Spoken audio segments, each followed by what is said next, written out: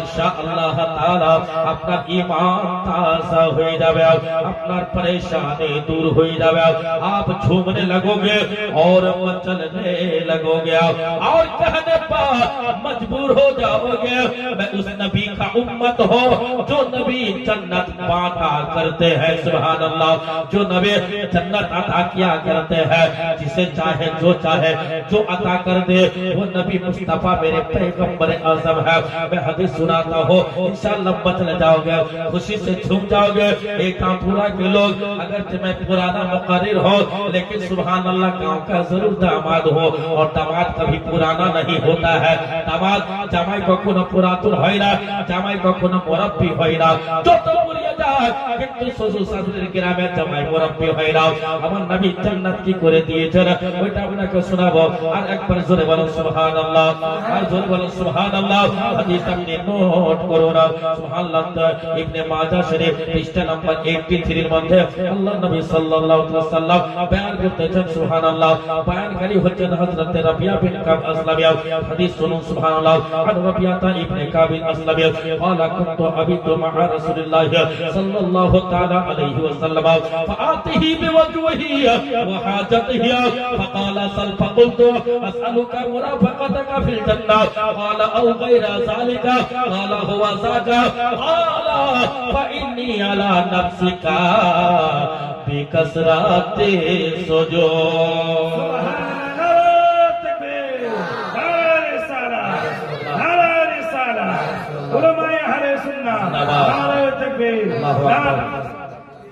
या रसूलुल्लाह माशाअल्लाह। वहां जाके सब बोले गए বন্ধু আমি এটাকে বলছি আমি একবার বলে দিয়েছি, আপনি হাদিসটা শোনাবেন, এটা কথা খুব ভালো। হাদিসটা বলে দিয়েছি সুবহানাল্লাহ। হযরত রাবিয়া বিন কাব আসলামী, কি নাম ছিল? হযরত রাবিয়া বিন কাব আসলামী নাম বললাম আমি, ওনাকে নবী জান্নাত দিয়েছেন সুবহানাল্লাহ। মুহাম্মদ বিন আব্দুল্লাহ সাল্লাল্লাহু তাআলা আলাইহি ওয়াসাল্লামের খাদিম ছিলেন, কি ছিলেন? খিদমত করতেন, নবীর জরুরতের জিনিসগুলো নবী বলতেন আর ও এনে দিত সুবহানাল্লাহ। আনার জন্য ব্যাকুল হয়ে থাকতে বারাদার একদিন বিশ্ব নবী পয়গম্বর আযম সাল্লাল্লাহু তাআলা আলাইহি ওয়াসাল্লাম বলতেছেন সাল রাবিয়া বিন কাব আসলামে মাঙ্গো তুম মুঝসে क्या मांगना चाहता है, তুমি আমার কাছে চাও কি চাইতে সুবহানাল্লাহ। হযরত রাবিয়া বিন কাব আসলামী খুবই চালাক ছিলেন। আল্লামা আব্দুল লতিফ সাহেব যদি বলেন এ জামিল জামালি তুমি বলো আমার কাছে কি চাইতেছো, আমি বলবো হুজুর বেশি দরকার নাই, উম্মতপুরা সোনার বাংলা বিল্ডিং আমাকে দিয়ে দাও। ওনা আকবর সাহেব কিবলা হুজুর বলবেন হুজুর ওইটাও আমি নেব না, একটা মোড়া রয়েছে একটা পেট্রোল পাম্প আমাকে দিয়ে দাও, আমার রাস্তার ধারে বারে পেট্রোল পাম্প দেখা হবে, মালিক হয়ে যাব।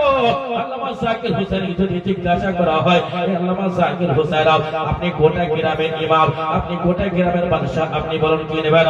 ইনি বলেন কারি আব্দুল লতিফ সাহেব হুজুর আমাকে বেশি কিছু দিয়েন না, সুবহানাল্লাহ 10 বিঘা জমি দিলে হবে, বারাদার চাষ করা হবে। আপনার তাহমিদ কারি আতাউর রহমান সাহেবকে যদি জিজ্ঞাসা করা হয় বলবে হুজুর আমি কিছু নেব না, খালি পোশাক নেব, স্পেশাল পোশাক আমি নেব। এই রকম উনি বলবেন। মুহাম্মদ বিন আব্দুল্লাহ সাল্লাল্লাহু আলাইহি ওয়াসাল্লাম গায়বের সংবাদদাতা নবী আজিম নবী বিশ্ব নবী সাল্লাল্লাহু আলাইহি ওয়াসাল্লাম কে জিজ্ঞাসা করা হচ্ছে হে রাবিয়া বিন কাব আসলামী সাল তুমি চাও আমার কাছে কি চাইতেছো?